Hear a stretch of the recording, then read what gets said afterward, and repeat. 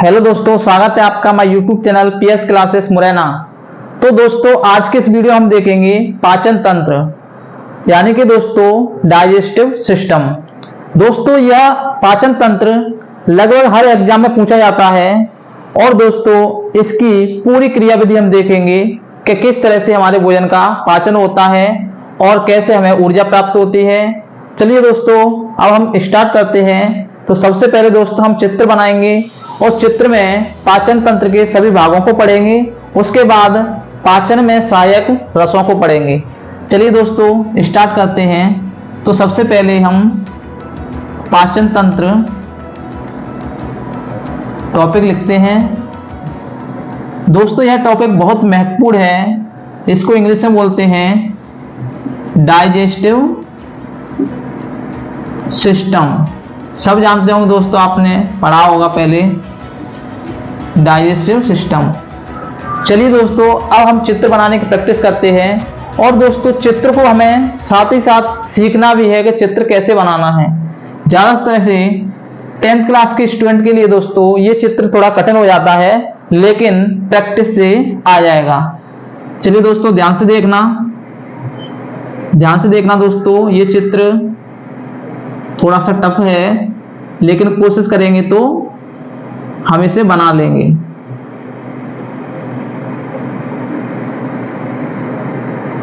देखो दोस्तों, कुछ इस तरह से हमें डायग्राम को बनाने की कोशिश करनी है और लगभग हम डायग्राम को बना लेंगे। दोस्तों, बस इतना बनाना है आपको, बाकी हमें पाचन तंत्र के जो भाग हैं उनको दर्शाना है। तो सबसे पहले दोस्तों हम यहां मुख से स्टार्ट करते हैं। ये दोस्तों ग्रास नली है जो कि मुख से प्रारंभ होती है। पाचन प्रक्रिया दोस्तों मुख से प्रारंभ होती है और इसे हम आहार नाल कहते हैं। उसके बाद दोस्तों आहार नाल का सबसे ऊपर वाला भाग होता है, उसे हम ग्रास नली कहते हैं। उसके बाद दोस्तों एक अंग है आमाशय। तो आमाशय बनाएंगे दोस्तों हम कुछ इस तरह से। इसका डिजाइन होता है, जो कि ध्यान से देखना दोस्तों, इस तरह से। उसके बाद दोस्तों यह आहार नाल आमाशय के बाद छोटी आंत में पहुंचती है। ध्यान से देखना दोस्तों, लगभग यही सभी स्टूडेंट को परेशानी आती है छोटी आंत को बनाने में। तो दोस्तों यहां जब भी ये बनाना है तो थोड़ा सा आपको गैप रखना है, क्योंकि इसको हमें डबल करना है। और अब दोस्तों हमें गैप नहीं रखना है, क्योंकि अब गैप रखना है। इससे क्या होगा, अभी मैं दूसरी लाइन लेता हूं तो ये इस गैप में आ जाएगी। ध्यान से देखना दोस्तों, चित्र बनाना सीखना है हमें और चित्र से पूरा डाइजेस्टिव सिस्टम समझ लेंगे। कुछ इस तरह से छोटी आंत बनाएंगे हम। दोस्तों छोटी आंत की लंबाई लगभग 25 फीट होती है और अब ये जुड़ेगी छोटी आंत बड़ी आंत में। तो दोस्तों बड़ी आंत कुछ इस तरह से बनाएंगे हम। ध्यान से देखना, इस तरह से। देखो दोस्तों, ये बड़ी आंत है जो कि इस तरह से। और दोस्तों ये होगी अपनी आहार नाल की प्रक्रिया पूरी। अब दोस्तों यहां पर एक ग्रंथि होती है, उसे दोस्तों अग्नाशय ग्रंथि कहते हैं। अभी इसके नाम लिखेंगे। और एक दोस्तों यहां पर होता है यकृत, जो कि शरीर की सबसे बड़ी अंतःस्रावी ग्रंथि मानी जाती है। लीवर कहते हैं दोस्तों से इंग्लिश में, जो कि यकृत होता है। कुछ इस तरह के होता है। और यकृत के अंदर ही दोस्तों एक पित्ताशय होता है, जिसमें पित्तरस पाया जाता है। अब दोस्तों हम इसका क्या करेंगे, नामकरण करेंगे। तो ध्यान से देखना दोस्तों, सबसे पहले हम स्टार्ट करते हैं जहां से हमने चित्र शुरू किया था, वहीं से। इसको कहते हैं दोस्तों मुख गुहा। मुख गुहा यानी कि मुख हो गया। और मुख के बाद जो आहार नाल चलती है उसे कहते हैं दोस्तों ग्रास नली। ग्रास नली, ग्रास नली का दोस्तों अगला भाग आमाशय में जाके मिलता है और ये दोस्तों क्या है, आमाशय। ध्यान से देखते रहना दोस्तों, और वीडियो को दोस्तों अंत तक देखना। मैं गारंटी दे रहा हूं कि आपको पाचन तंत्र हमेशा के लिए समझ में आ जाएगा और आप चित्र भी बनाना सीख जाएंगे। आमाशय, उसके बाद दोस्तों ये है यकृत। यकृत, यकृत को इंग्लिश में दोस्तों लीवर बोलते हैं, लीवर। और यकृत के अंदर ही एक पित्ताशय होता है जिसमें पित्तरस पाया जाता है, पित्ताशय। उसके बाद दोस्तों ये ग्रंथि है अग्नाशय ग्रंथि, अग्न्याशय ग्रंथि। फिर दोस्तों इसके बाद ये है छोटी आंत। छोटी आंत दोस्तों दिख रहा होगा आपको, छोटी आंत। उसके बाद आपको ये दिख रही होगी बड़ी आंत, बड़ी आंत। और उसके बाद ये है मल द्वार या फिर उसे गुदा द्वार भी कहते हैं। यहां से वेस्ट मटेरियल शरीर से बाहर निकलता है, इसे क्या कहते हैं, गुदा द्वार। और दोस्तों यहां बड़ी आंत यहां से स्टार्ट होती है, वहां पर एक इसमें परिशेषिका होती है, परिशेषिका। इसमें दोस्तों क्या होता है, इसमें होता है जो भी शरीर के अंदर अपशिष्ट पदार्थ इकट्ठा होता है वो परिशेषिका में जाके पहुंच जाता है। अब दोस्तों हम देखते हैं इनके कार्य एक एक से, ठीक है। तो कार्य देखने से पहले दोस्तों पहले इस चित्र को ध्यान से देख लो, और इस चित्र में जितने भी ग्रंथियां हैं, जितने भी अंग हैं, वो कैसे काम करते हैं उसके हम एक इधर साइड से समझेंगे। तो यहां लिखता हूं दोस्तों पाचन प्रक्रिया, पाचन प्रक्रिया, पाचन प्रक्रिया। दोस्तों पाचन प्रक्रिया को हमने दो भागों में बांटकर देखा है समझने के लिए।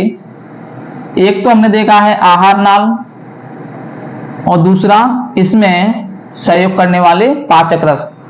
तो आहार नाल में क्या क्या है, आहार नाल। तो दोस्तों आहार नाल मुख से शुरू होती है और ये पूरी आहार नाल गुदा तक जाती है, यानी कि आहार नाल में बीच में उसमें पाचन के लिए अलग अलग अंग रहते हैं, तो उसे भी हम समझेंगे। तो आहार नाल में क्या क्या होता है, तो स्टार्ट कहां से होती है, ये मुख गुहा से, मुख गुहा से स्टार्ट होती है। उसके बाद ग्रास नली,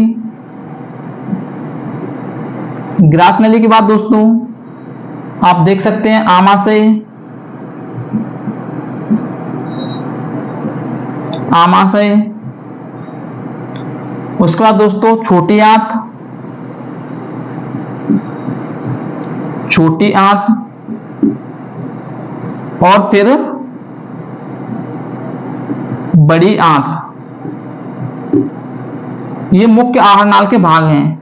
उसके बाद हम देखेंगे पाचक रस, पाचक रस जो कि पाचन क्रिया में सहायक होते हैं, पाचक रस। पाचक रस में दोस्तों क्या क्या, सबसे पहले हम मुख में पाई जाने वाली ग्रंथि जो कि लाला ग्रंथि से लार निकलती है। उसके बाद आमाशय में जाते हैं, तो आमाशय में होता है दोस्तों जठर रस, जठर रस। कई प्रकार के रस इसमें मिले होते हैं, इसे जठर रस कहते हैं या फिर पाचक रस भी कहते हैं दोस्तों। उसके बाद थोड़ा सा और आगे जाते हैं तो यहां पर मिलता है हमें यकृत से पित्तरस, पित्तरस।